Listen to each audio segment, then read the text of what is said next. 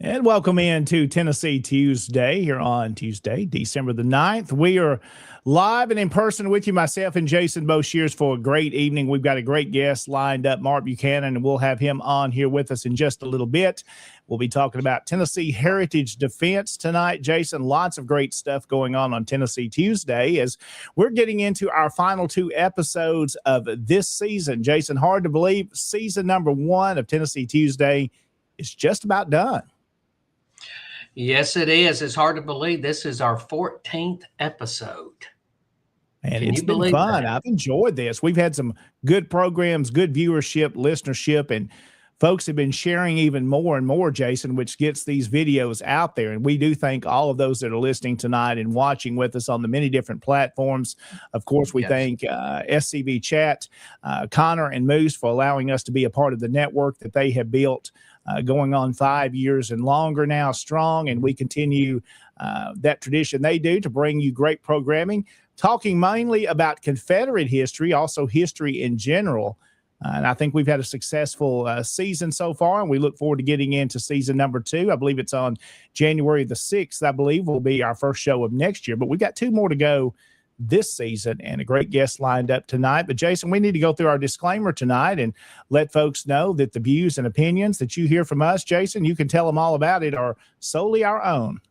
Yes, the views and opinions expressed on this broadcast, they're not the opinions of the SCV, its General Executive Council, not any division, not any army, not any brigade, not any camp, not anybody.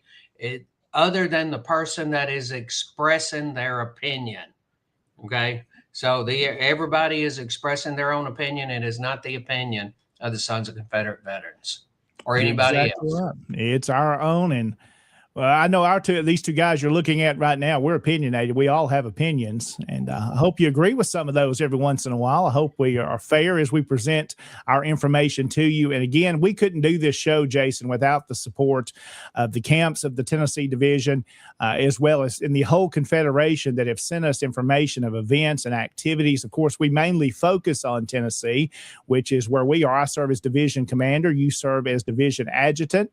And we're glad to be able to bring you this program and highlighting what happens in Tennessee. And tonight, Jason, here in just a moment, we're going to get into a few of those events before we bring our guest on here in just a few minutes. And the Tennessee Division is busy, especially around Thanksgiving and Christmas. Busy time.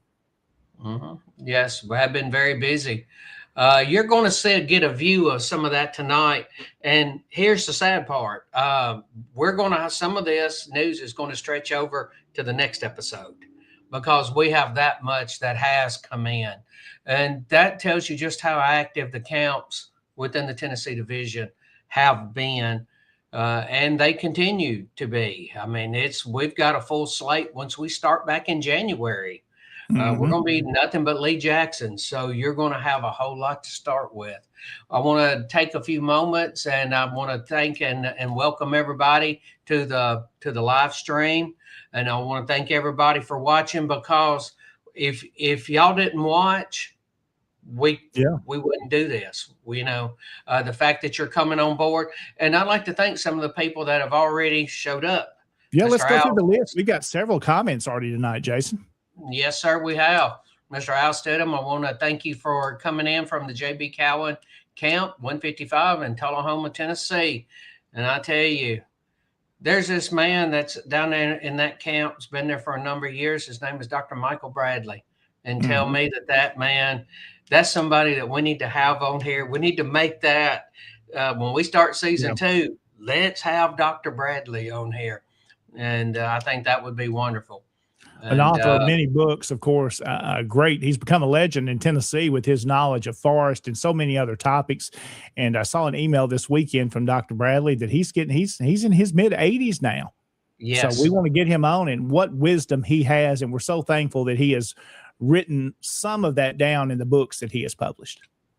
Oh, yes. And he's just incredible. And we just need to have him on here just to be Dr. Bradley and talk to us. Nothing more. Yeah. Hey, just be Dr. Bradley and talk to us. And, he's a minister. He's been preaching for years. One time I talked to him and he was preaching 2 different congregations on Sunday. Wow. So he was, just a wonderful man. Derek Glover, thank you for coming on. Greetings to Advent greetings to all from the Jamestown, Tennessee, the James M. Softly Camp 929. The 2025 Tennessee Division Sam Davis Camp of the Year. Yes, congratulations. We'll be featuring them some tonight, Jason. We've got some photographs and some things they've been involved in. Oh, yes, I sure do. Want to thank Michael Workman for jumping in. Good evening to you. He is with the Rawdon Spears Camp out of Summertown. Appreciate him coming in. And then the man himself, Mr. Steve Reed, just to see that big old long black beard, you know exactly who you're talking to. And yes, it saw him Saturday at our brigade Christmas party. Yeah. And I tell you, and Tom did an excellent job. Tom, and I'm not going to spoil it. We'll get into it. We'll talk about that a little later on. We've got some photographs in the evening. It was a great evening. Yes, it was. Daniel Brooks, hello from Kentucky, and the Ben Hardened Helm Camp, 1703. Now that says Elizabethtown. Now in Tennessee, we have Elizabethan or Elizabethan, but I think y'all just simply call Elizabethtown E-Town. All right. If I'm wrong about that, give me pop back on here and let me know that y'all call it E-Town, because it's a conversation is what locals pronounce it and what other people pronounce it. And then, of course, we have our own Lieutenant Division Commander Rich Garcia coming in from the Gainsboro Invincibles, Camp 1685. And Daniel, thank you for coming in and visiting with us again. Daniel's been very regular coming in. Thank you, Daniel. And then out of Florida, Bob Highball. Good evening from the Florida Division 8th Brigade, Colonel Samuel St. George Rogers Camp, 1865 out of Ocala, Florida. I bet it is easy to remember that camp number. 1865. That's a good one. That's an easy one to remember. Ryan McDonald, thank you for coming in from Missouri. Now, that's another thing. I was always brought up, it's Missouri. But you go to Missouri and they say, no, it's Missouri. So different areas say it. And of course, here in West Tennessee, since we're a little closer to you, Jason, I've always said Missouri. My grandparents and great-grandparents said Missouri, but then there are some that say Missouri around here. It's different things for different areas. Yes, I went over and visited with them, and that's what I call Missouri. So I just call it the Show Me State, and I don't have to worry about all that. And then we have Chuck Roydhouse coming in with us from the General Robert H. Hatton Camp, 723 out of Lebanon. You're going to be on here quite a bit tonight and then again next Tuesday. So appreciate you coming in, Mr. Roydhouse. I've worked with Chuck Roydhouse on a couple of things. We've my camp, that was something that the Chief of Heritage Operations wanted to start, was the Heritage Promotions Officer in each camp. The Sam Watkins Camp 29 voted that position into their bylaws. Okay, yeah. And Chuck Roydhouse was at that meeting, and where we were having a Confederate Legion workshop. And Chuck wrote up some stuff about it, and we just took it pretty much like that. So, yes, the Heritage Promotions Officer, and Chuck Roydhouse had a lot to do with that. And while we're talking about Chuck, he's going to be joining us hopefully soon on our one of our committees that we have in the division, and our financial committee. Chuck has a good financial background, and me and him have already been talking about some things that he'll continue to make the division better than it already is. So we look forward to bringing Chuck on in the future to the committee. Yes, and we need to get together with that committee. As you know, I think I sent some emails out about that. Yes. And then I want to thank Charles LeRae. Thank you for coming on, Charles. Yeah. Now we get back into the beginning of next season. I'd like to have Charles LeRae come on because Charles is running for Lieutenant Commander in Chief. And I'd like to give him an opportunity if he wants to come on and talk to the men on here on Tennessee Tuesday. I'd love for him to come. So, Charles, thank you for joining us. Okay, Jim Collinsworth. Have you ever heard of that man? I may know him a little bit. We talk every once in a while. Jim's our new division chaplain. Glad to have Jim on with us tonight, Jason. We're working on a project here locally with our local cemetery to get all the Confederate veterans properly identified, and that's a project that's been going on for several years, but we're really getting that together, and a good project. Jim's helping on that as well. Yes. I had to pick at Jim for just a moment, and I want to thank him for taking on the chaplain position. Mr. Ryan McDonald, coming to us from the Thomas R. Livingston Camp, number 2327 in Carthage, Missouri. Thank you for joining us. Okay, this Kyle Thompson, Kentucky Division Commander. Yeah. Howdy, Rocky Top. KY is here, coffee in hand. Good to see you, Kentucky. Okay, and Ryan wanted to tack on that it was the Major Thomas R. Livingston Camp. Okay, there we go. Yes. And then, of course, there's Ron Rogers, good guy from down in Alabama with the DeKalb rifles. And I saw on Facebook, y'all had a great Christmas party down there. Excellent. Let's see. Okay, we have Daniel Brooks. Thank you, Jason. Come to our camp's 50th anniversary at Mark's Feed Store back in March. Yes, I was there for that. Yes, and that was a very good camp, making it 30 years. The Sam Watkins accomplishment. Oh, that's a heck of an accomplishment. Next year, the Sam Watkins camp's planning a big hootenanny, and because we'll be 40 years old in May of next year.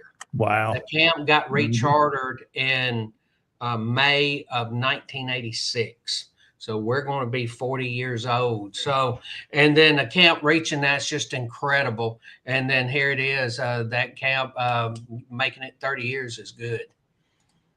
Sean McFall, what's going on, Florida man? We'll see you tomorrow night. Look around Florida.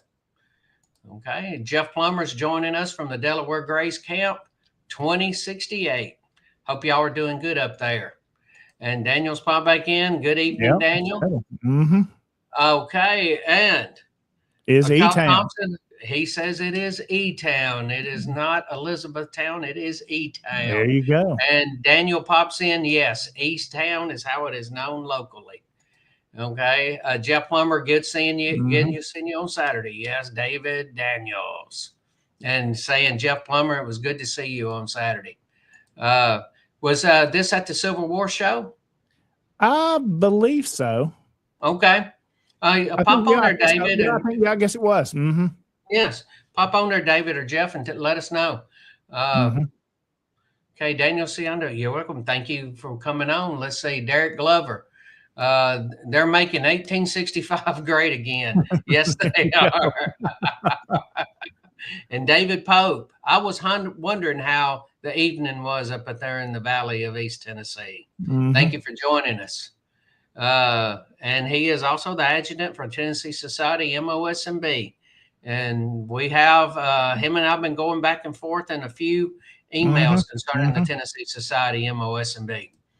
Okay, love the videos, Miss Phoebe Waters. Thank you for coming in and letting us know that. Well, looks like, Jason, we've got a good lineup of folks joining us tonight. Yes, we have. Yes, we have Charles LeRae. Looking forward to the opportunity. Thank y'all. Yes, we'll be booking all of that once we get back together in the new year. And into the new year. Would love to have you on and appreciate the opportunity for you to come on and to do that. And then, of course, Kyle's going, well, we're not going to talk about that. Let's go to the next one. Oh, yes. So that must have been David Daniels and Jeff Palmer talking to each other. And yes, and it was great to see you on Sunday as well, Mr. Derek Glover. Lots of folks comment tonight. We appreciate those tonight. Jason, let's go ahead and do this. Let's go ahead and jump into one more thing before we bring Mark on. I know Mark's waiting in the background here, waiting to join us tonight, and he's got a good presentation we'll be talking, but I want to mention a couple of things from this weekend, and then we'll do some other events later on. This one here is where I was Saturday, and several members of the Tennessee division, of course, at the Civil War show in Franklin. As you can see, a view from up top there I took, a good crowd on hand, lots of booths. And let's go through a few photographs here of some of the guys here from the division that we got one group shot together. And there were some others throughout the day that were there to help out. And here's another shot. There's Elliot manning the booth for a little while. See some of the folks that were there. And there's Derek. He's writing something down there.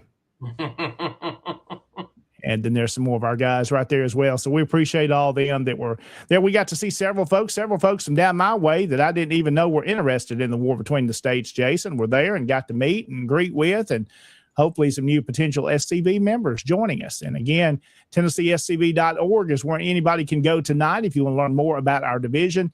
And if you're interested in joining the SCV, you'll find details there as well. So a couple of things I want to show you here, Jason, from the weekend. We've been talking about this flag here. The 19th Tennessee flag was recently on auction, and it brought a good sum of money. Let's just say that for that nice flag. And you can see some of the evidence of the repair work that's been done. I believe there's some bullet holes in it as well. And we'll probably be talking more about that flag. I hope you've got some contacts to make, and the gentleman that owns it, we hope to work out something maybe to bring that to Tennessee for a period of time to display at our National Confederate Museum. I believe it's going back to South Carolina right now, but hopefully eventually it'll come back to Tennessee and get to be viewed at the National Confederate Museum. Another one that I was impressed to see was this code here that belonged to Captain John Morton of Forest Cavalry there, or artillery, I should say.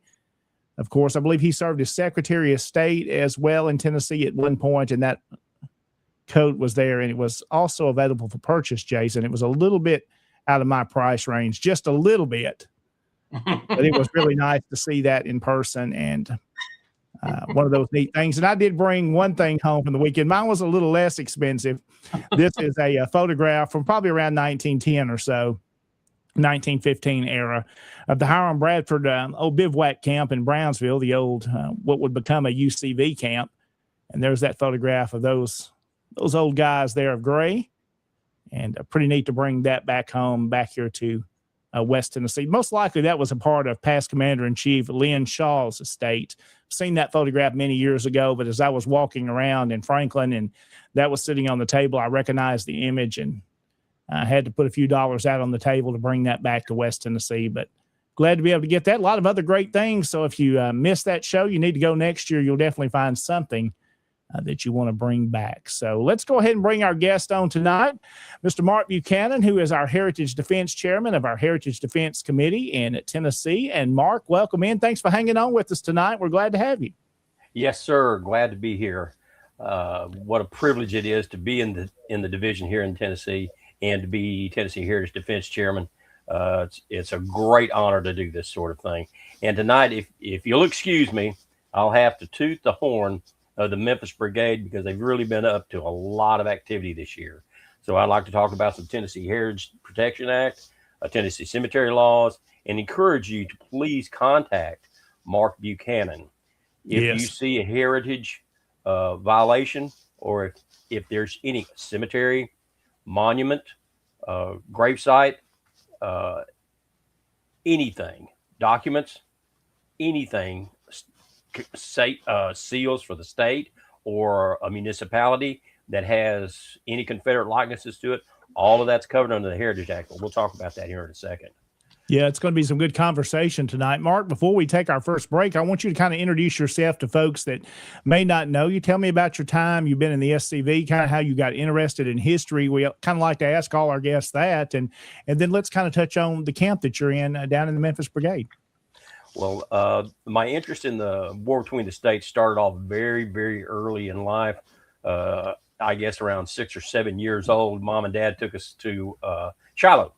And Mom, being from Chicago, made Confederate uniforms for my little brother and myself. And oh, wow.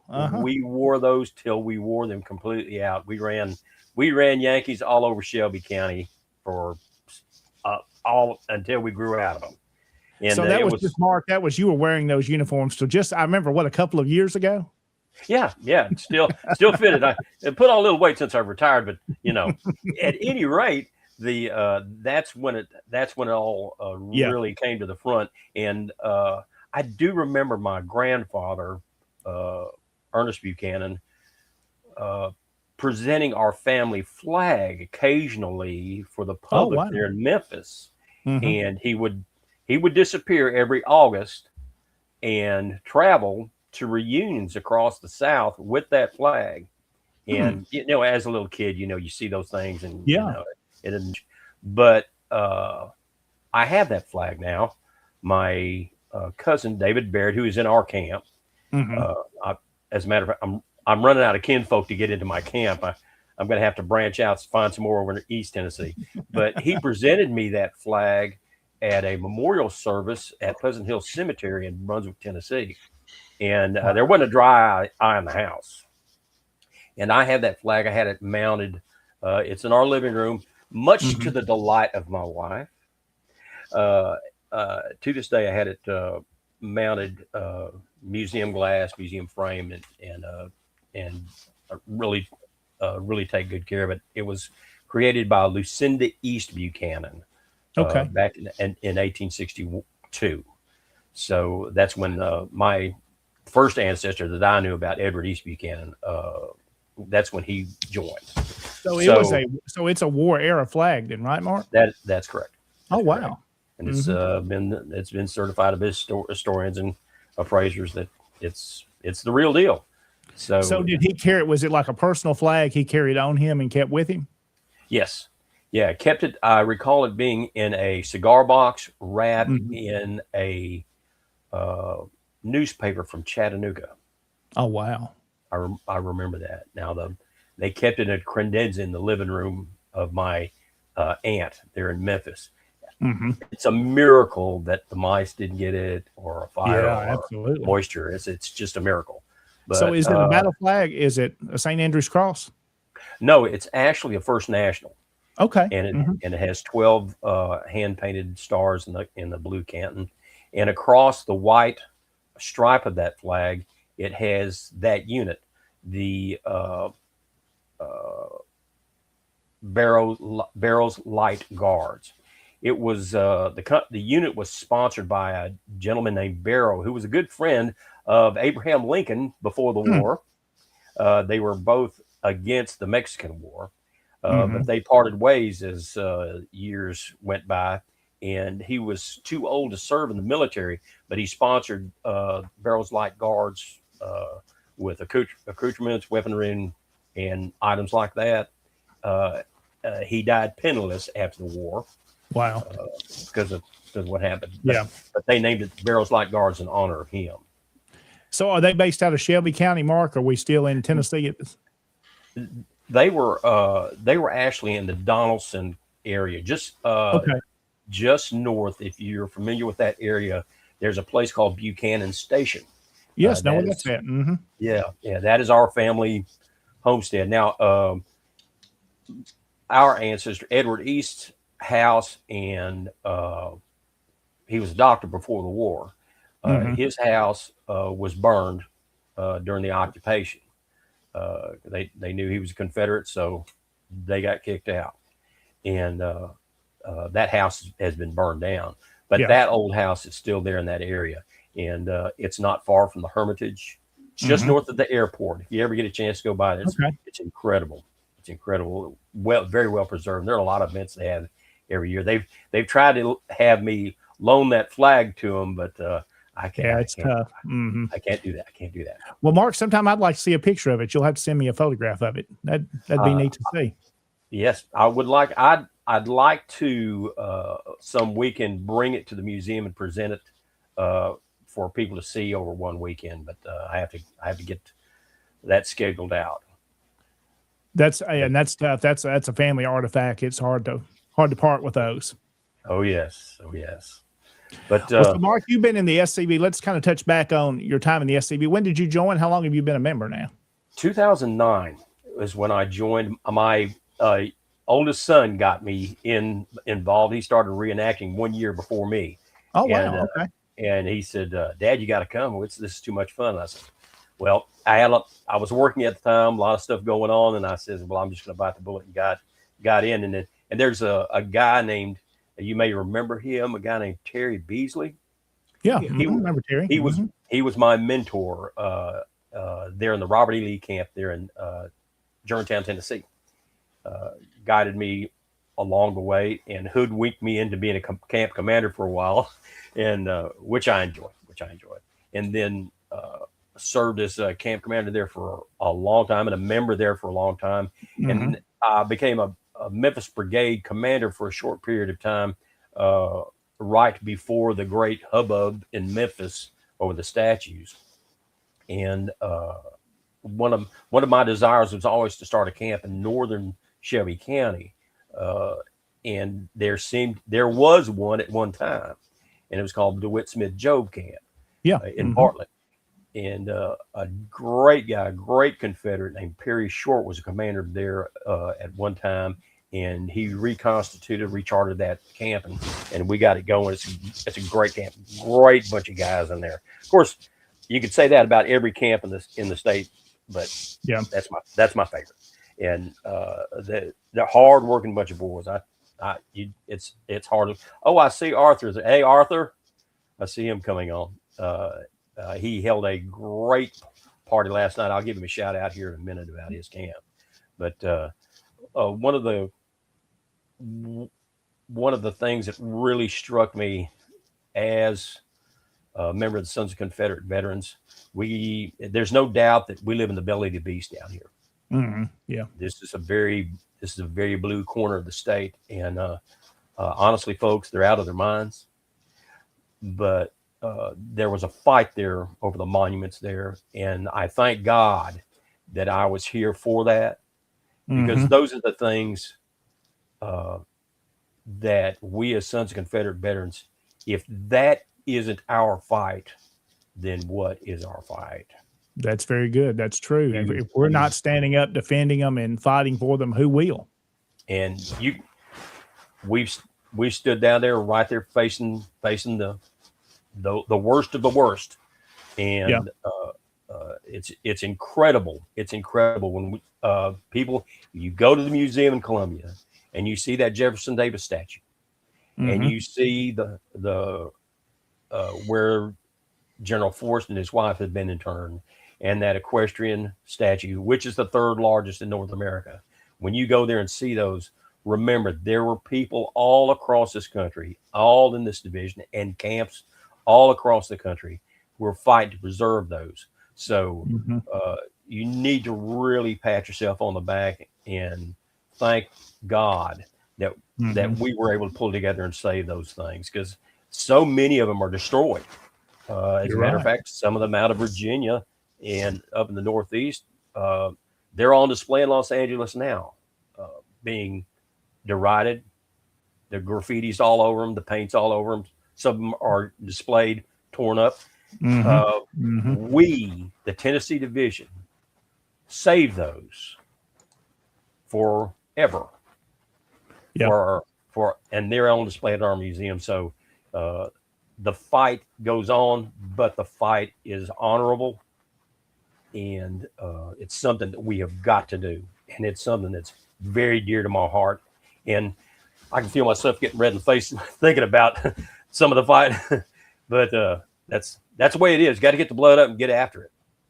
And Mark, we know you're one of those. Anytime we've been in a meeting and we talk about these things, your passion, your heart shows, and that's important. But not just that, your wisdom and knowledge and work you do behind the scenes to protect these. And we're going to be talking about our Heritage Protection Act and also Tennessee cemetery laws, which are very important to help preserve these sites and, of course, these memorial markers and signage and beyond.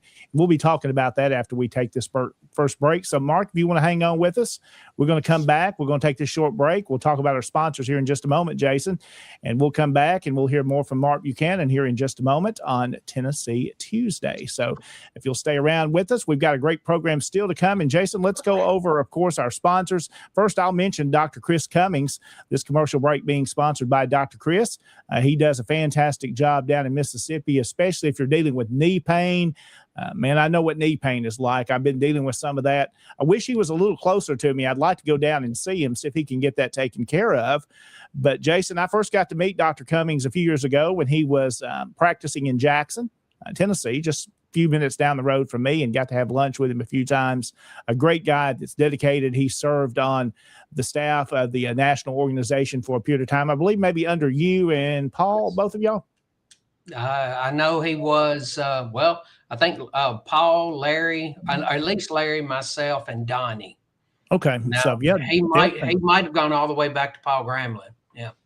But he's not new to the SCV by no means. And again, we appreciate his support and sponsorship. And Jason, I'm going to let you take it here for a couple of moments and tell about our Patreon sponsors and how you can also become a sponsor of SCV Chat and Tennessee Tuesday. Yes, sir. And our Patreon members, first, I want to thank Chris, Dr. Cummings, for sponsoring this, because he sponsors at the $80 a month level. And that gets you your own commercial breaks and all of that.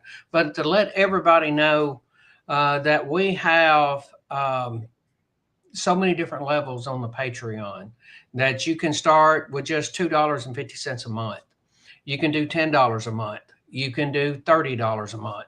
Mm-hmm. If you do the $30 a month level, you start to get merchandise. And I think I had a picture that I showed on here of what I got, because I did the $30 level, and it's something from Patrick Claiborne, which was my guy. So it fit me right down to a T. But all of this is made possible by you, the member. You that's, member of the Patreon, you making, going there, making a donation, helping us out, sponsoring a show, and just tuning in and being you and joining with us. We're going to take a commercial break. And when we come back from that, we've had yes, that is very true, Mr. Rich Garcia. We've had a lot of people that have come in tonight and started making comments. And I tell you, I want to thank everybody for coming on board, because you do make a difference. And I thank you.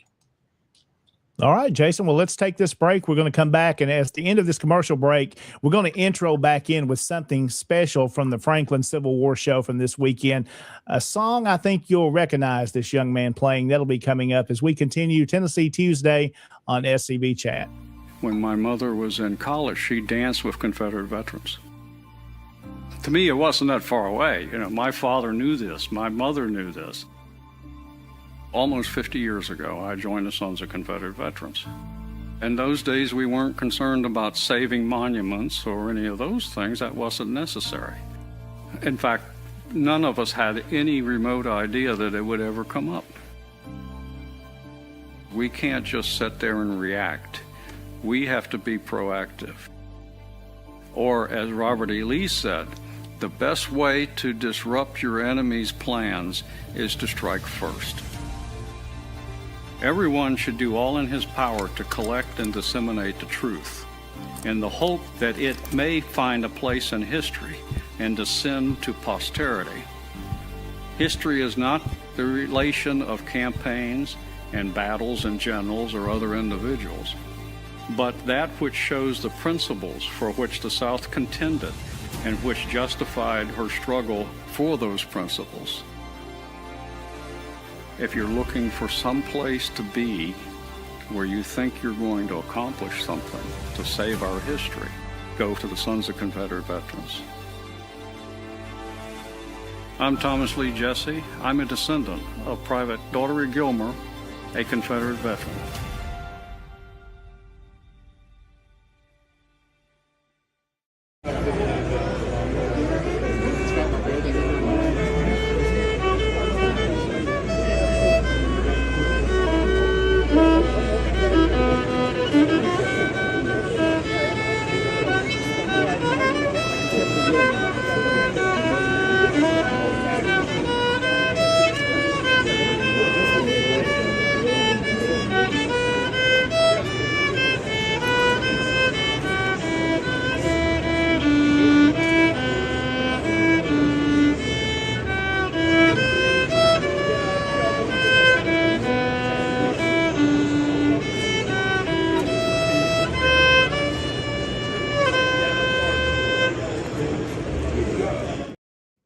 And welcome back into Tennessee Tuesday on SCV Chat. I hope you enjoyed that young man there from the Franklin Civil War show, and a little tune we all should recognize, Jason, and a fantastic job he did. And he got some money too, some tips there. I didn't get to catch his name, and I hope I can find out from maybe somebody that's watching tonight that can send us a message, maybe even privately too, and get his name, because I'd like to be able to share that in the future. And a fantastic job he did. He played several tunes while he was there throughout the day. So appreciate seeing those young folks getting involved in history and learning those old songs from years ago. We've got Mark Buchanan with us. He's going to be back on with us here in just a moment, Jason, as we're going to be talking about heritage defense, especially in Tennessee and our Heritage Protection Act and Tennessee cemetery laws, especially it's really affected us in recent years, has been very important to save our history. So we're going to talk about that, plus what's happening in the Memphis Brigade and some of the camps down there. But first, let's touch on a couple of events and some Tennessee news, Jason. The Bradford Rose SCV camp there and the Sam Davis UDC has their Christmas party coming up. That's going to be, let's see, that's this weekend. So that's coming up on December the 13th, and that'll be at noon there. They'll have a wreath ceremony and food at the Longstreet Museum. Also, another event coming up is the 161st anniversary of the Battle of Kingsport, their commemoration event on December the 13th as well at 10 o'clock in Kingsport. Commander Hill up there does a fantastic job with others to organize that there in Camp 1409, the John Singleton Mosby Camp in Kingsport. And I believe Rich Garcia is going to be bringing greetings on behalf of the Tennessee Division. So that's going to be a good event coming up this weekend.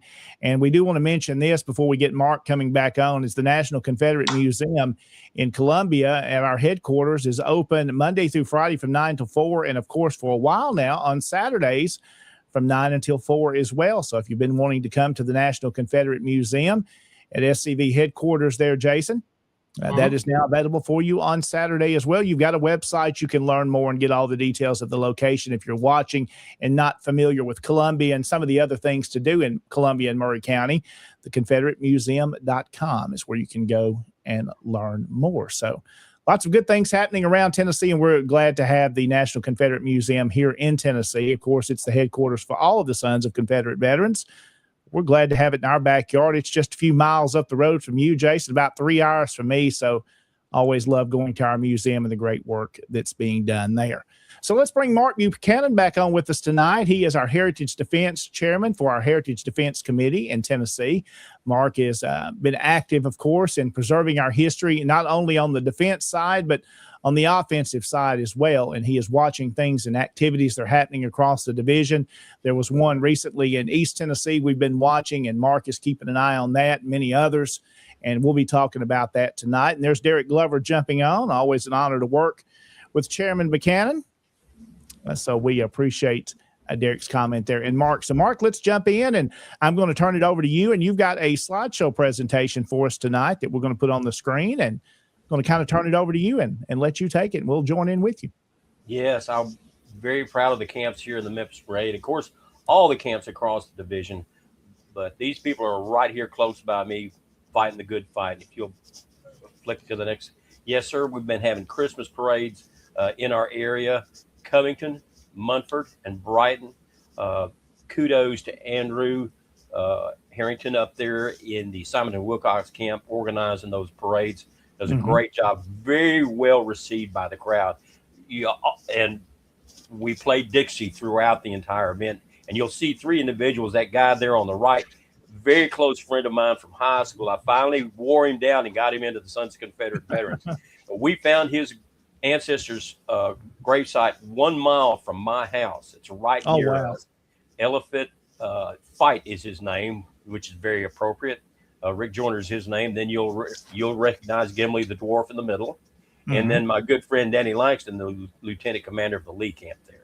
So it's, I see Danny pretty rare. He comes up to our area when we have events up a little further up in West Tennessee. See Danny fairly often. Sir. Yes, sir. He's a slide board special. He's a washboard specialist percussionist in our band. Now, if you've ever been on 385 there in the Memphis area, this is the flag park, and of course that property is owned by the Forest Camp here in the Memphis area. But all the camps participate, especially the DeWitt Smith Job Camp, in making sure that we've changed that from a wilderness area into a beautiful flag park. The flag we watch that flag very carefully, and if there's any signs of damage, we bring that flag down and replace it with another one right away, and get the old one fixed so it'll last longer.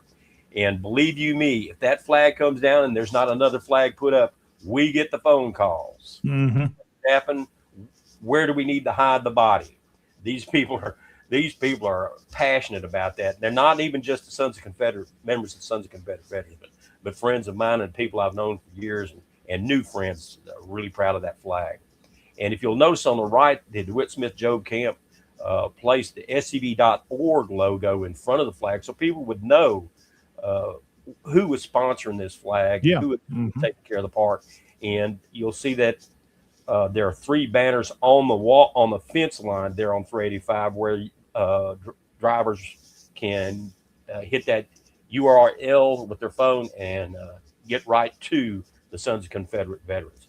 So we're very proud of that park. And if you work in that area and do any clearing at all, you can definitely come down with a banner case of chiggers in that area. Okay, let's go to the next one, please. All right. Now, this is a personal cause of mine. This is Confederate rest in Elmwood Cemetery. If you've ever been to Elmwood Cemetery, this monument is over 50 feet tall. It was dedicated late in the 1800s by the UDC. Absolutely magnificent. And there is some green marble under those niches on the side near the bottom. But the monument itself is made of something called Rosendale concrete. It's a naturally occurring concrete that comes from an area, the Rosendale area up in Yankee Land up near Connecticut. And you can still get that material, thankfully, because as you can see, the bottom row of steps on that monument is spalling tremendously, and it's gotten worse in the last year. I'm working with Kim Bearden with the Elmwood Cemetery. It belongs to them, so we have to work in cooperation with them to get this repaired. But there's a contractor, Atlas Restoration, that specializes in this sort of thing. So this spring we're looking at making those repairs to this monument. The initial estimate is about $3,500. So we're in the process of raising money for this monument. But it is an incredible, and once we get those repairs, there's more work to be done. But the monument from the second step up is absolutely in perfect condition. It just needs cleaning, and we'll do that.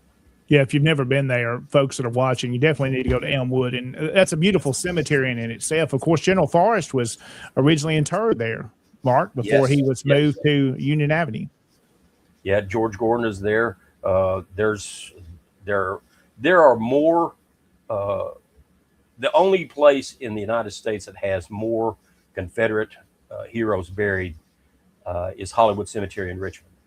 It's an incredible place to visit, and we hope to have a great restoration and rededicate it next year. When they first dedicated it, there were almost 12,000 people there. It's hard to get 100 people there now. Yeah. But we hope to really push that on. So, well, let us know, Mark, as you get closer to the restoration work. Tennessee Division, of course, wants to be involved and help with that project. Excellent. Yes, we will. Well, let's talk about our Heritage Protection Act for folks that may not be familiar with it. If we didn't have this in Tennessee, Mark, we would have been in some real bad situations. But this has helped save many monuments and memorials. And so I'm going to let you talk a little bit about it. Yes. This was a hard fought act that we had gotten passed. Terry Beasley and several members of the Tennessee Division really worked hard to get this passed. And it has been a godsend to heritage protection, not only in Tennessee, but other states across the country have taken this act and made it their own to help protect the monuments in their communities. So the Tennessee Heritage Protection Act was a legislation created to preserve state historic heritage. It prohibits the removal. It prohibits the removal of relocation or renaming of memorials located on public property. That's a key term here. Public property without a waiver from the Tennessee Monuments and Memorials Commission. The waiver was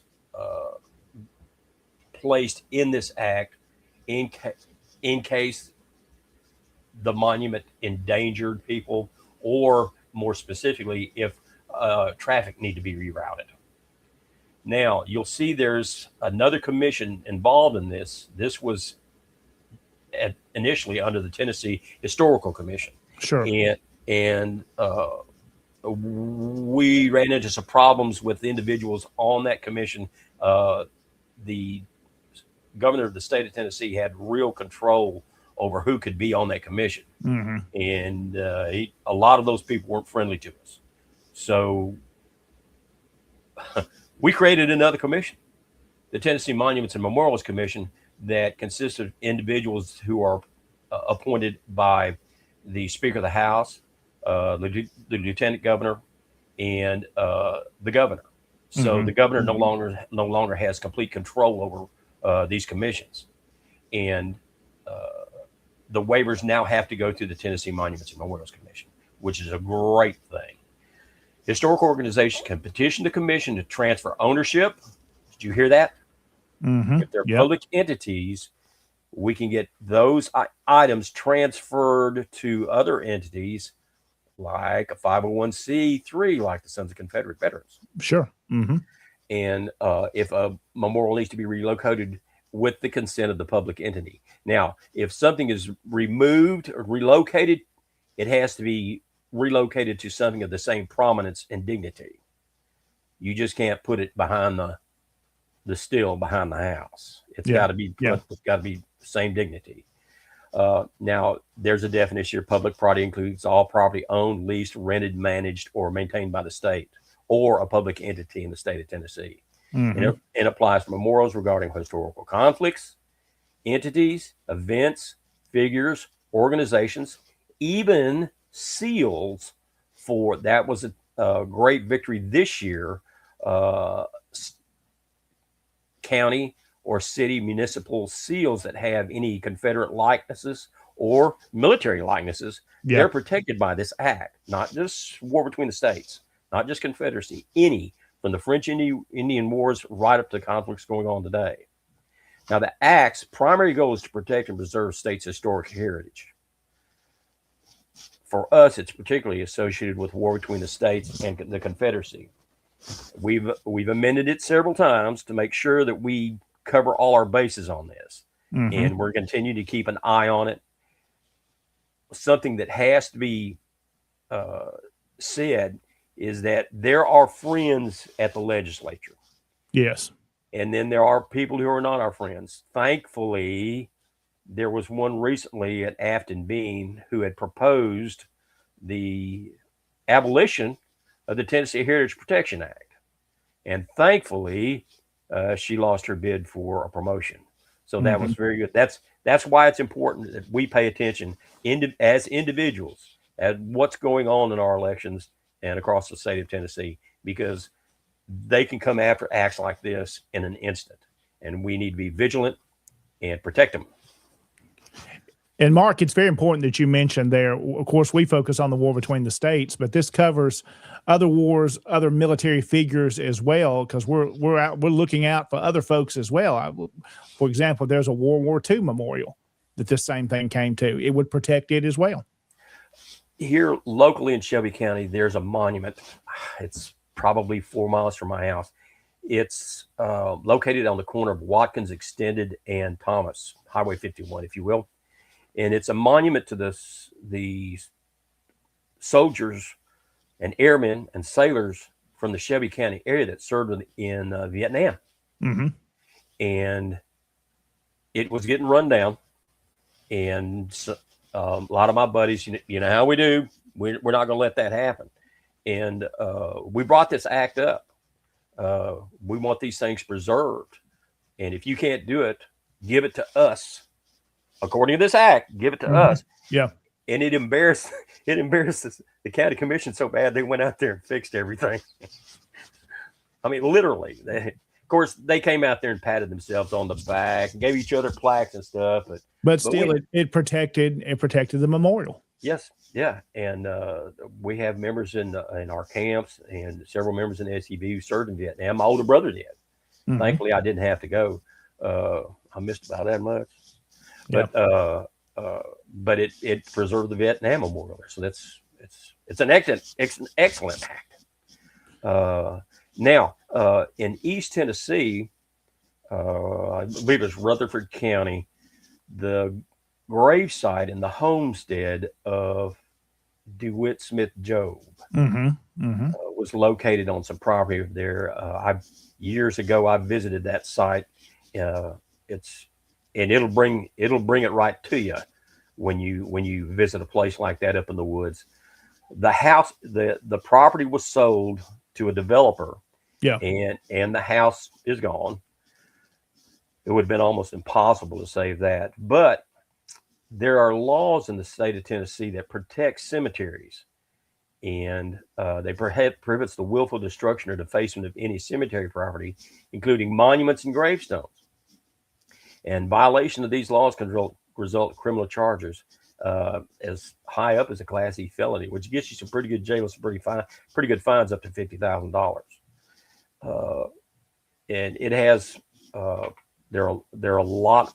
It protects the rights of the families regarding the burial of their loved ones, and it makes it necessary. Like for if this cemetery. If a cemetery is sold, they're required to inform the families of what's going on with that cemetery.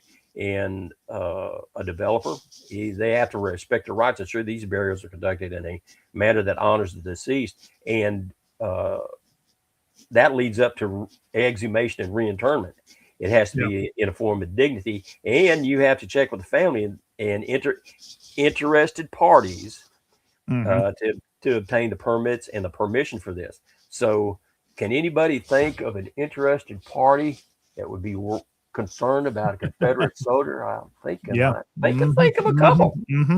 And when we heard about this from one of our members, I can't emphasize this enough. I mentioned it earlier. Contact somebody. Contact Jason. Contact John. Call me. 901-570-1413. 901-570-1413. Let me know what's going on so we can get on it. And thankfully, the local historical societies in that area got involved. And there's family involved. Now, we've had folks working behind the scenes as we've talked, Mark, to make sure this is protected. So families aware of it. And we do know that there's a plat map for this property, and the cemetery is shown on. It's not on a deed, but it's on a plat map. So it is. People are well aware that it's there. Some state legislature has been contacted, different historic offices. So it's well aware that it's there. So that's our goal, is to protect it, preserve it. Great segue, John. You can go to the Tennessee Historical Commission website, and there's an icon there that allows you to locate a cemetery. There are 32,500 cemeteries located on that interactive map. If you know of a cemetery that is not on that map, you can get a cemetery on that map. Yeah. And get it identified. And in a situation where the Job cemetery plot was located, you can put that on that map. The state of Tennessee knows about it. You can identify it, and we're ahead of the game. But if you know of a cemetery, go to that Tennessee Historical Commission. There's an icon there to look up the cemetery list. They have a group that tracks all this, and you can get a cemetery placed on that list, and we can watch and make sure everything's well with that cemetery. That's good information tonight, Mark. To folks, watch your family cemetery. Watch these like the Job Cemetery. There are lots of folks got working behind the scenes to make sure it's identified, and hopefully long term it'll be protected. And our goal ultimately in time is to maybe get up there and do some work and clean it up. It's been years since it was cleaned. That's important to maintain these sites. I do have to give a shout out to a great guy. You may know him, James Patterson. He came up with an idea. There were some stones up there. If you've been to Cades Cove or been up to the Job campsite, cemetery site, there are stones there that are they're homemade. There's names and dates scratched on that rock. And so many times that was the only thing available for slaves to bury their loved ones. And when the state found out that there were some of these stones up there in that cemetery, the alarm bell started going off. The Tennessee State historian got involved, and it turned into a real thing. So we're not above using any tactic that we can use that's legal to make sure that these things are preserved. So shout out to Mr. Patterson. Yeah, lots of folks have been working on that, and that's what we do best, Mark, is preserving the final resting place of our ancestors. Something I always said, one of the worst things you can do in life is to desecrate, not care for, disrespect someone's final resting place. And that's one of the missions, I believe, of the SCV is to preserve our ancestors' history, not only in written form, but their final resting place.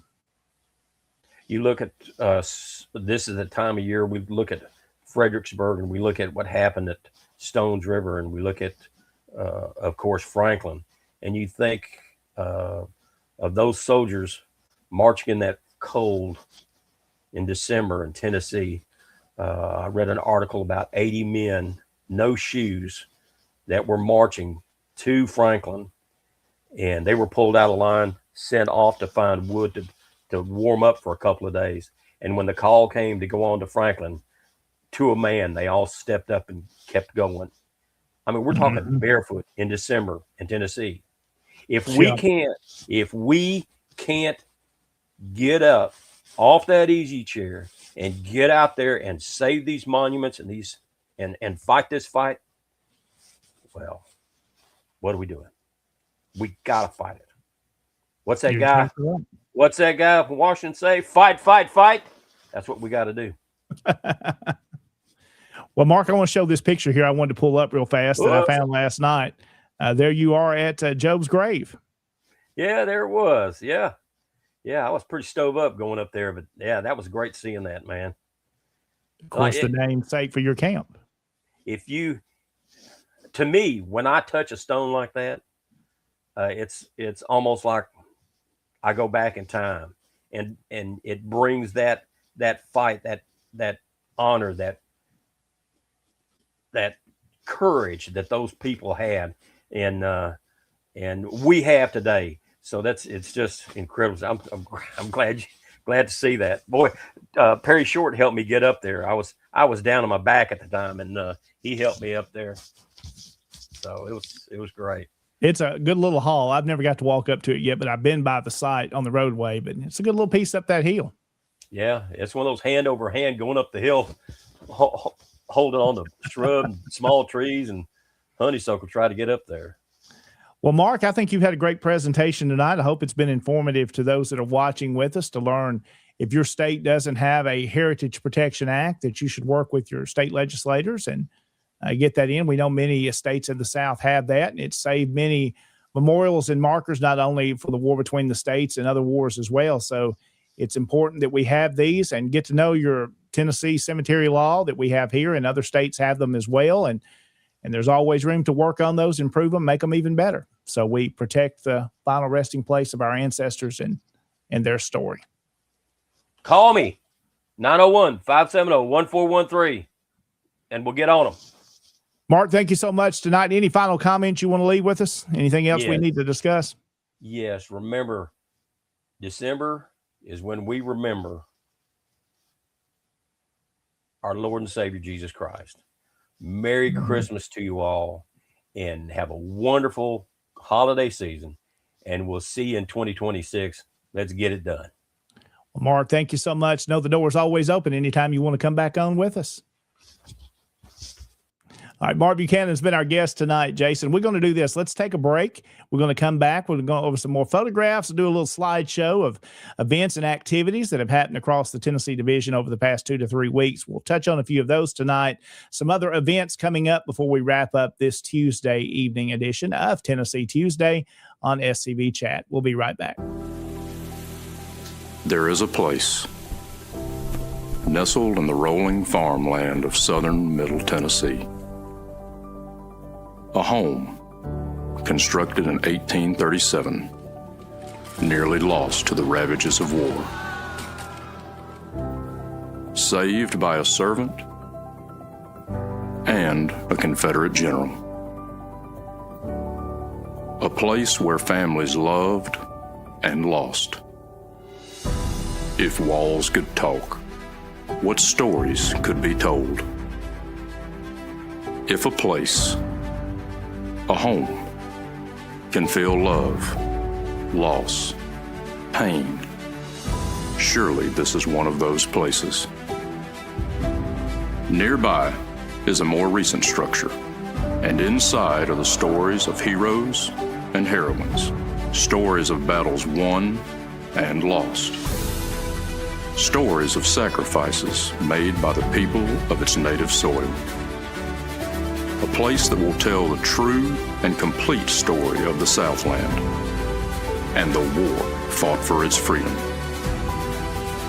From the causes that led to the conflict to the modern-day struggles to protect Southern history.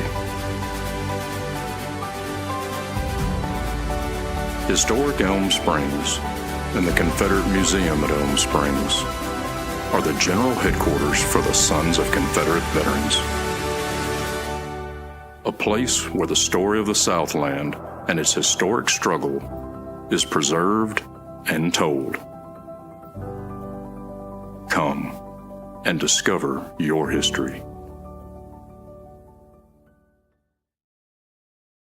And we're back on Tennessee Tuesday here on SCV Chat. I'm your host, John Blankenship, Tennessee Division Commander of the SCV. And our Division Adjutant, Mr. Jason Boshears, is our co-host this evening with us, and each and every week. Jason, a good guest tonight with Mark. We appreciate Mark being on with us this evening, and some great comments there that you're putting on the screen. And we always enjoy talking with Mark and the passion that he has to preserve our history and to defend our ancestors' good name, which is what our charge is for us to do as members of the SCV. And as descendants of Confederate soldiers, we should be doing that as the sons. That's what we were designed to do. Agreed. Agreed. I was just sitting there looking at, we've had a lot of people come on, a lot of great posts. And I want to I think Mark did a fantastic job. You can tell when people are listening because it got real quiet in the chat section. So I knew that people were really listening to what was going on. And I was thrilled to see the UDC come in and visit with us tonight. Absolutely. Thank you very much for this. Love y'all coming in. Thank you. And thank you for being here. Well, Jason, let's talk about a few events coming up before we wrap up this evening in the next short bit. We've got some events coming up in January. Of course, it's Lee Jackson banquet time across Tennessee, and of course across for the South for that matter. One of those is the Lee Jackson banquet for the Colonel Jeffrey Forrest Brigade here in Northwest Tennessee. You're going to be the guest speaker for that evening. That will be in Union City there at Mount Zion Methodist Church, and you can see the details there. You'll also find on our different social media outlets as well the details to that event. So, Jason, you'll be the guest speaker for that event. Let's see some other ones coming up that we know about that have been sent in to us. And I want to encourage our camps, especially in Tennessee this evening, that are watching to send those in to us. As we get into January, we want to be able to promote these events coming up. So let us know about those Lee Jackson banquets. Another one's coming up in February, on February the 7th in Knoxville there, Camp 87. We'll be hosting Commander-in-Chief Donnie Kennedy as the guest speaker. And that will be in Knoxville on February the 7th. That's always a big event there for them. We do want to go ahead and mention this, and we've talked about it each week. It'll be here before we know it, just a few months away, Jason. It'll be the 131st annual SCV National Reunion, July the 15th through the 19th in Lexington, Kentucky. So if you haven't reserved your room and got your registration in, need to do that. I know I've got my room reserved, don't have the registration done in that, so I'm telling off on myself right now. I need to get that submitted. But make sure you get your room there, because I believe if they're not sold out for the host hotel, they're probably getting pretty close to it. They're getting real close to it if they're not already. And there's probably already some activities that could already be sold out. That's true. You might want to take a look online. Go to that www.131scv.org and see if, and just see if you can register for some of these events, because some of this has already been sold out. Yeah. It'll be here before we know it, coming up in July. So other events we've got coming up, Jason, in the Tennessee division is our division reunion, April the 17th and 18th. That's going to be in Morristown and also Russellville there, split between the two. The business meeting side, when the banquet will take place there in Morristown. And again, you can go to TennesseeSCV.org and you'll see the registration information for the weekend there. If you're an SCV member and would like to attend, that is available to you. Also on that afternoon of Saturday after our business meeting, and we're going to talk about the host hotel here in just a moment, we will be dedicating a monument. The Bradford Rose Camp will there at the Long Street Museum. They've been working on for a few years, getting that set up, and that will be dedicated in April. So that will be one of the events on Saturday afternoon. And looking at that host hotel there, when I booked my hotel room, I believe Mike told us, Jason, there were 40 rooms that were reserved at that hotel, and there was already several booked when I booked mine. I believe you've done yours as well. So you need to get that done ASAP. There are other hotels available, but we'd love for you to be in the host hotel there at the Candlewood Suites in Morristown. And here's some photographs of it if you'd like to see. It's a pretty new hotel. It hasn't been there very long. Very nice place to stay there.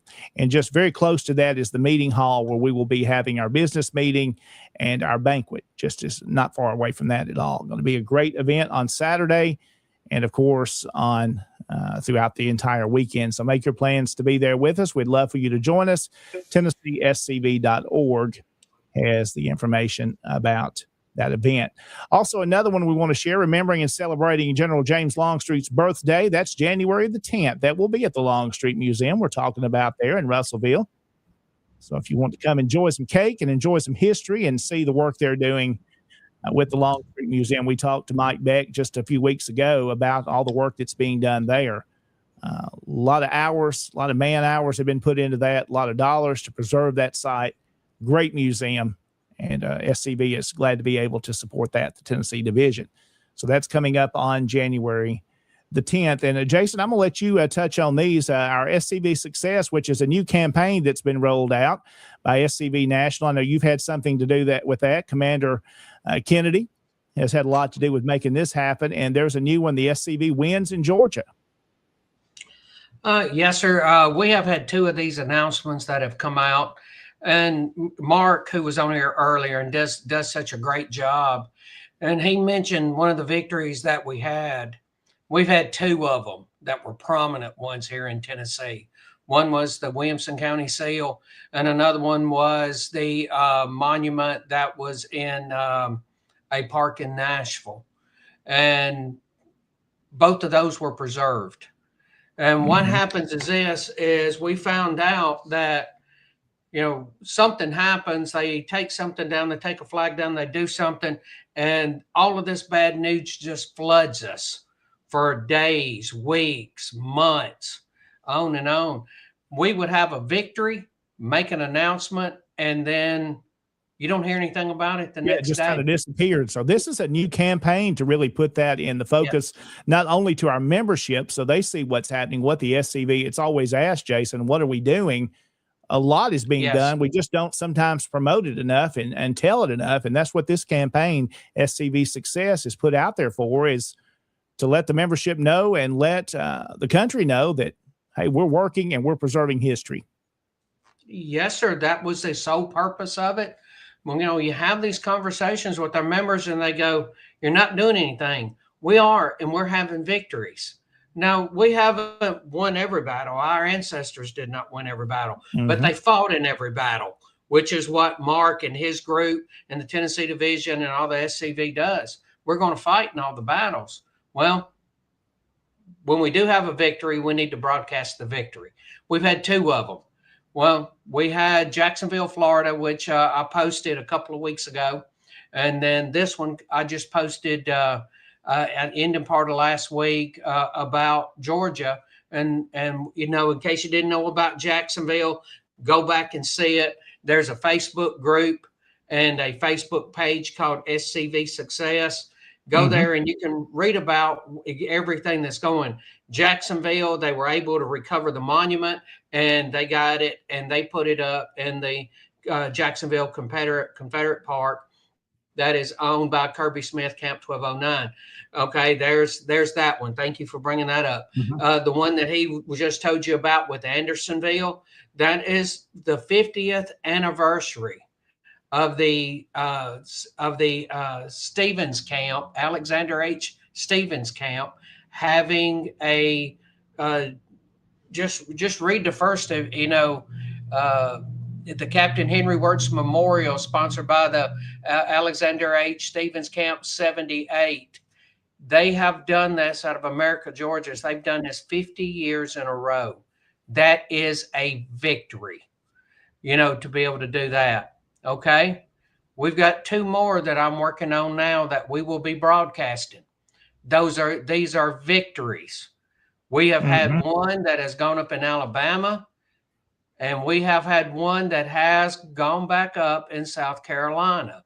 So we're going to have victories, and they're already up. So it's not like, oh, are they coming back up? No, they are already up. And what we're doing is we're going to announce all of this and to get the word out about it. So you're going to have Florida, Georgia, Alabama, and South Carolina. And then we're going to write these up about what Tennessee has done. Absolutely. Over this past year and a half, 2 years, and put those out there. You're going to see, so right there, you're looking at a half a dozen victories that nobody has talked about. So, and all we're doing is we're just broadcasting and we're telling people these are there and they're going to be coming out in emails. You've already seen the social media. They're going to be coming out on emails. So you're going to read all about it and spread the word, because when it's coming out into the emails, it is going out to all of the camp commanders and camp adjutants. So, and there's an email address at the bottom. It is called scvsuccess@scv.org. You have a victory, you have a success, you have a win, email it, send the details to there. We'll create something about it. I'll contact you. We'll create something about it, and we'll get that announcement out there. And that is the point of this, because when we send these out, it is going to the camp level. The camp commanders and the camp adjutants. Guys, if you're looking, what can I put in my newsletter this month? There it is. And just spread it out to your members. Have something to talk about at the camp member. Because, you know, social media, promote what we're doing, put it out there on your pages. Yes, absolutely.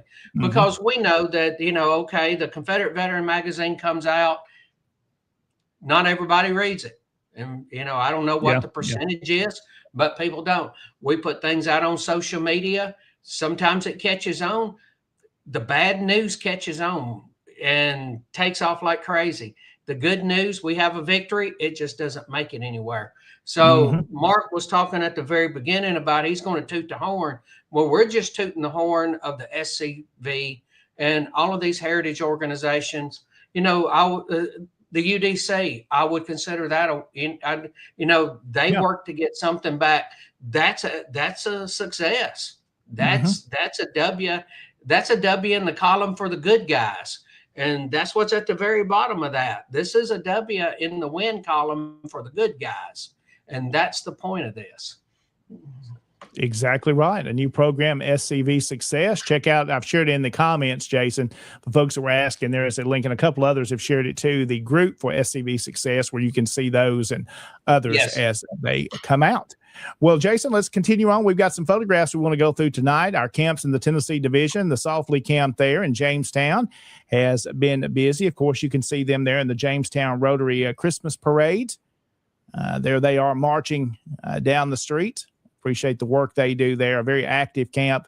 And as you saw earlier, they have been awarded to prove that they are active, and they do a great job in the Tennessee division.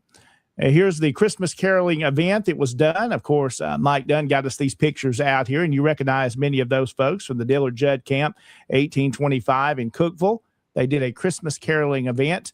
I'm excited to see them bring in something like that. That's very unique, Jason. It's different. You used to see people do that all the time. Not so much anymore, but glad to see them there. And, of course, you probably recognize the gentleman there in center there, past commander of the Tennessee division, Mr. Ed Butler, and his wife. There together. Looks like they went by their home to get to visit with them, and Commander Butler with his stick, and he knows how to use that stick. I appreciate Mr. Ed. He's always been a good friend. Appreciate his leadership.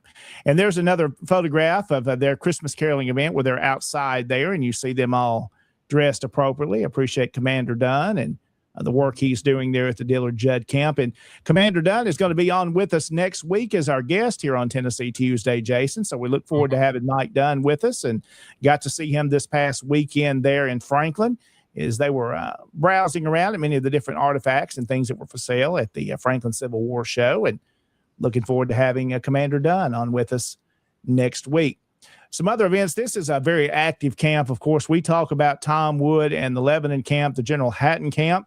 Always very busy. There's Tom there. I think it's a little cool out there that day, so he's bundled up for their turkey shoot. They had 3 different events, and that was the final one the day they held, and Tom getting folks registered. And then there's Uncle Martin there, Martin Frost, past division adjutant there. He's helping out getting folks registered. And again, there's some more of the crowd getting ready for the turkey shoot, and we shared a few photographs from that.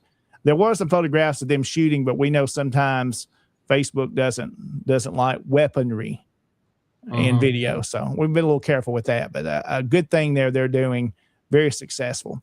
Also an event that took place this weekend. Now, I'm going to have to apologize to some folks that wondered what happened to me. I was there Saturday night with you at an event, and we're going to talk about it in a minute, but this event was on Sunday afternoon at 2:00 at, of course, the National Confederate Museum at the Jefferson Davis Monument. The Tennessee OCR organized this event and the memorial service there. And I was planning to bring greetings on behalf of the division, but I got up and left the hotel to a flat tire outside about 30 minutes or so before I would be there. And I was parked next to a curb in my truck, and that wasn't happening, me changing a tire that fast. So that delayed me the whole day. Just an interesting day, but a great event went off there, and the weather permitted to be outside. And here's some more photographs. There's David Daniels, Claudia Chapman there, who is the president of the OCR in Tennessee. You are in the background there, Jason. Yes, sir. And then tell me a little bit about this gentleman. You know him better than I do, and he was there representing Jefferson Davis. Yes, sir. This is Sam Winkler out of Virginia. He does a first person of Jefferson Davis, and he does a fantastic first person of Jefferson Davis. When you're talking to him, he doesn't talk, okay, he's Jeff Davis during the war. He's Jeff Davis later in life, telling everything that has happened in his life. And it was just a wonderful talk. And the thing is, the Jeff Davis story, it'd take an hour to tell it. So he breaks it, and he does several different programs. And I'm going to go ahead and bring this up because I've reached out to him and I've talked to him. As the third Saturday in June, we have the Nathan Bedford Forrest Homecoming. Yeah. That is at the boyhood home of Nathan Bedford Forrest. This is owned by the Sons of Confederate Veterans, and they have the homecoming there. And I would like to bring Mr. Sam Winkler there to do a first person of Jefferson Davis on the front porch at the Sam Davis home. I think that would be something that would be very unique. At the Sam Davis home or the Forrest home? At the Forrest boyhood home. home. Excuse me. Yeah. Excuse me. I had Sam Davis on my mind because I've got something written down about that. But at the Nathan Bedford Forrest home. Excuse me. Thank you. Thank you for correcting me. I think that him doing that talk there, because I was jumping ahead to what I was going to ask him to talk about, and that was ask Jeff Davis from the time he was captured until they released him. Because I think that because he can tell this story so perfectly that if our members are going to want to hear everything that he went through after he was caught in Georgia, and them couldn't put him on trial. Hey, Kim, how you doing? That they couldn't put him on trial without finding out that, hey, this is a violation. The war was illegal. If you put him on trial, you're going to find out the South had the right to succeed. See, that's what I think our members need to hear. And he said that he would do that. Yes, Sam Winkler. Yes. Yeah, we look forward to hopefully we can set that up. A good time there on Sunday, of course. So we appreciate him making the trip over and to be with us there at headquarters. Yes. In Columbia this past Sunday. Well, moving on, Jason, here, this was a good time on Saturday night, and we'll kind of start. Let's jump around here a little bit. I want to start with this, where we were at. This is one shot, but this doesn't include everybody that was there. You had close, I believe, 50 folks in attendance for the Sam Watkins Brigade Christmas party and Christmas dinner there, and Tom Wood was the guest speaker for the evening, and you had a good crowd, Jason. I'm going to kind of let you talk about these, but because this is an event you helped organize. Yes, since I've been brigade commander, this is something that I've hosted every year. I think it's important to get everybody together this time of year, and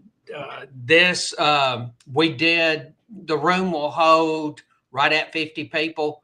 55, I think, is what the fire marshal says that we can hold. We had 49 people, so we did not have very many empty chairs at all. I hope everybody enjoyed the food. We still had a lot of food left over. If you left hungry, it was your own fault. I had something, Jason, that I have never had before, and probably should be the same, as a pineapple casserole. Oh, it was great. I think I ate half of that pineapple casserole. That was delicious. Yes, and plus, of course, Mandy's banana pudding, and I didn't know everybody who made everything, but man, we had bologna there, a smoked bologna. Yes. And there was all kinds of casseroles. There was ham. There was turkey.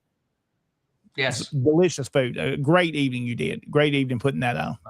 And I want to thank all the ladies that cooked and all the people that brought stuff, because the camp provides the meat and the drinks. And all we do is ask people, if you're going to come, bring a dessert or a side dish. And so everything that you see there, that's what people bring. And I tell you, it was really a very good meal. Well, let's talk about this. This award was given to Tom Wood, and you had the honor to present this award at this event on Saturday. Tell us about what that award was that Tom Wood received.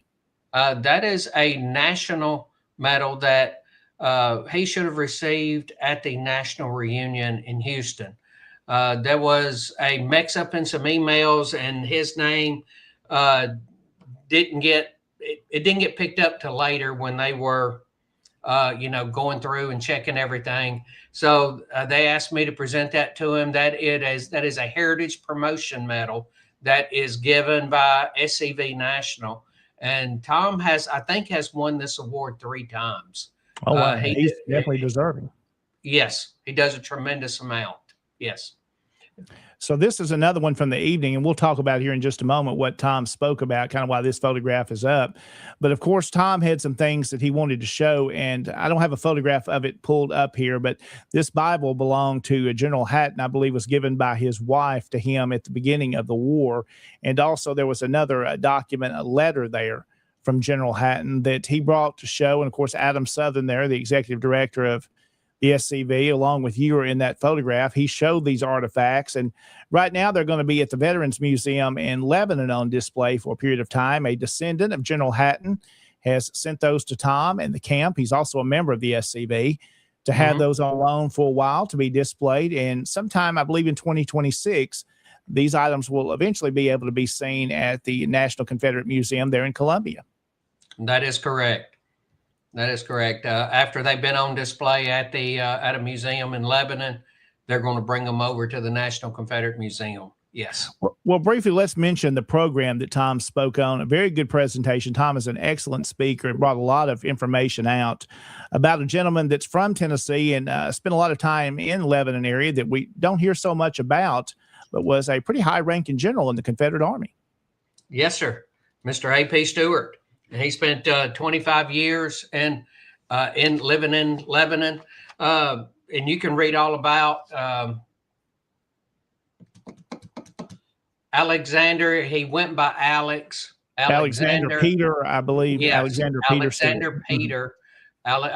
Peter Stewart. And after the war, he lived there in Lebanon. So Lebanon had two Confederate generals come out of that one town, with Robert H. Hatton and with A.P. Stewart. And A.P. Stewart is, Robert H. Hatton is not very well known. He got killed during the war. And A.P. Stewart did survive the war, but it's just two generals right there that are not very well known. And Tom did a great program on him. And that would be something I know Tom would be willing to present to other camps. Great presentation, a lot of great information. And I like Tom's presentation. He gives you a lot of facts. And I'm one that I love facts and learning about folks. And he did a great job on that presentation. And the final photograph from Saturday evening, there's some of the command staff of the Tennessee Division we've got there together. To see everybody. Of course, you see Lee Miller there on the left, who's the current brigade commander in the Memphis Brigade. There's our second lieutenant commander, Sean Hill, Rich Garcia, who is our first lieutenant commander. You see myself representing the division as division commander. Tom Wood, who has previously been Tennessee Division chaplain, who is now the new appointed brigade commander for the McLemore Brigade. He's going to do a great job leading there as past commander Bruce Gibson stepped down from that position. There is Mitch Newman there. There's also yourself and David Daniels, all members of the DEC. So we appreciate a good crowd there for that evening. And moving along here. Go ahead, Jason. Go ahead. And Tom Wood pulled them in. Yes, he did. Tom Wood will pull that kind of crowd in. We almost had enough people to have a DEC meeting. We just about did. And now we need to make sure Tom is there every time, and that'll happen. Yes, sir. Tom will attract the crowd. He's a moth to a flame.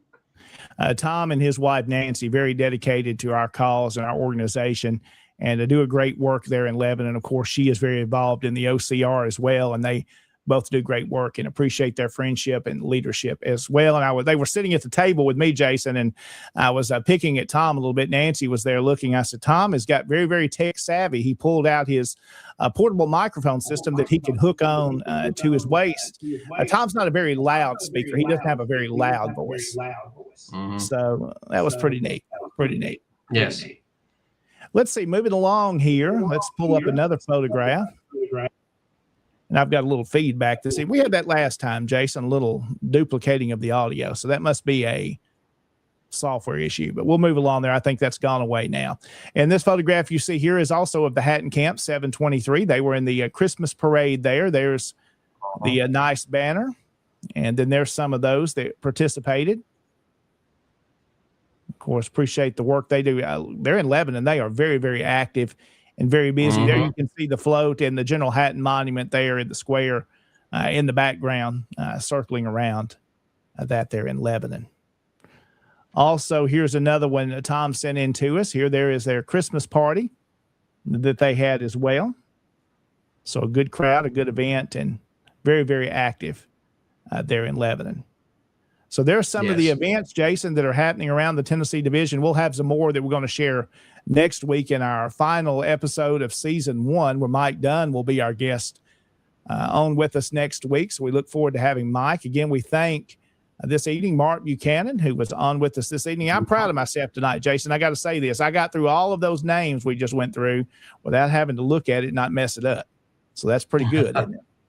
You did good. Did great. Got all the titles right and everything. I don't think I missed anybody. So a couple other things we want to mention before we wrap up this evening. And Jason, I'm going to give you a chance if you have anything.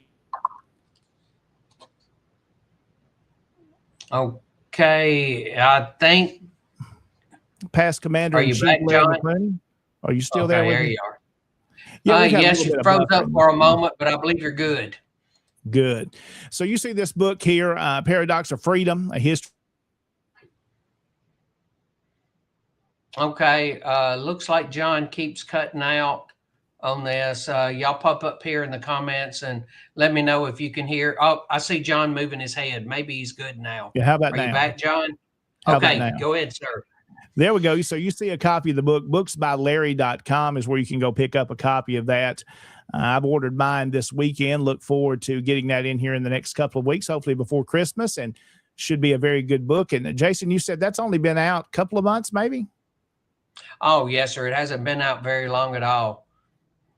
So definitely if you want to pick up a copy of Larry's books, of course, he does a great job as an author and got several of his books, and a great author, great speaker. And of course, he's a great General Beauregard. I think I've seen him do that presentation about 50 times now. And it's always a little different every time. Does a great job. Yes. So. Now, he knows all of the material, and he's a very good researcher. Yes. And when you know all of the different stories and you're not going by a script, you know everything, but you just tell it, and what comes out comes out. Yes. Absolutely. Well, Jason, any final comments that you want to leave with us this evening, as it's about 8:30 now. So we've gone about an hour and a half this evening, a great show, and about ready to wrap it up. Yes, sir. I will only be very briefly. The young man that was playing the fiddle, played Dixie. If anybody could get his information to me, because as I mentioned earlier, the Nathan Bedford Forrest Boyhood Home, and we were talking about getting Sam Winkler there. Wouldn't it be great to have that young man to come there and play? Oh, absolutely. And if anybody has his contact information, if you know who he is, reach out to me and let me know, or to John, or to somebody in the Tennessee division, just somebody in the Tennessee division, and we'll get in touch with this young man. I'd love to extend an invitation for him to come to the Forrest Boyhood Homecoming. Oh, that'd be fun. And to be able to play. I don't care if all he did was play 3 songs or if he played 33 songs. I know people would love to hear him play. And if anybody knows him, please let us know. And, absolutely. And we'll close out with that video here in just a moment before we do a couple of other things before we close out. But we do want to mention the other shows, Jason, that are coming up. Of course, tomorrow night, Look Around Florida. Sean McFall will have his program. That'll be 7 o'clock, of course. And then on Thursday night, it is Commander's Comments. Is that let's see, is that this, or that was last Thursday? Yes, sir. That was last Thursday night, and I hosted it because Harrison couldn't be there. So it's going to be Look Around the Federation. Will be this Thursday. Yeah. So that's coming up Thursday night at 7 o'clock. And then Friday night, the friends of Douglas Southall Freeman, David Pope, will have his show at 7 o'clock. Of course, all these times are Confederate Standard Time or Central Standard Time, whichever one you're going by there. And then, of course, Sunday night, Hardy on History with Michael Hardy. That will be at 7:30. So there's the great shows that are connected with us and on SCV Chat and Tennessee Tuesday. Glad to be here on each Tuesday night. Again, a reminder, next Tuesday, we will be back with you for one more live program. Our guest will be Mike Dunn from the Dillard Judd Camp in Cookeville. We'll have him as our guest. That'll be a good show. And then we will wrap up season number 1, and our final episode will be again next Tuesday night. We'll take a break and we'll come back in January, and then we'll start to get into programs that will have a little political stuff. We'll have folks running for offices in SCV National and also Tennessee Division. We're going to give those individuals that are seeking those offices a chance to share their platform. Yes, sir. And I'm glad you said all of it, because anybody running for office in the Tennessee Division, then we'll also have the Army councilman and the Army commander. Come on. So we're going to, anything that's going to affect Tennessee Division, we want to have we have a platform for them to come and visit with us. Absolutely. And I've talked to a couple of our brigade commanders that I know are running for office, and they've asked me this question. So others that are watching, do I have to go the whole hour? No, we can even do a program where there's multiple ones if we need to be, and break those up. You don't have to go the full hour, but if you want to be on longer with us, you're more than welcome to do that as well. Again, Jason, it's been a great program tonight. We look forward to being back with you next week. Hope you have a great rest of this week. Follow all the different shows that are on SCV Chat. Again, we thank all of our sponsors on Patreon, also Dr. Chris Cummings for sponsoring the program and all of our programming. If you'd like to become a member and help support this effort that we do here, Connor and Moose have done a great job leading this for over 5 years and allowing us to be a part of it. You can visit scvchat.com. Also, to learn more about the Tennessee Division, TennesseeSCV.org. So, Jason, have yourself a wonderful night. Everybody that's watching, thank you for being with us, and we'll see you next week.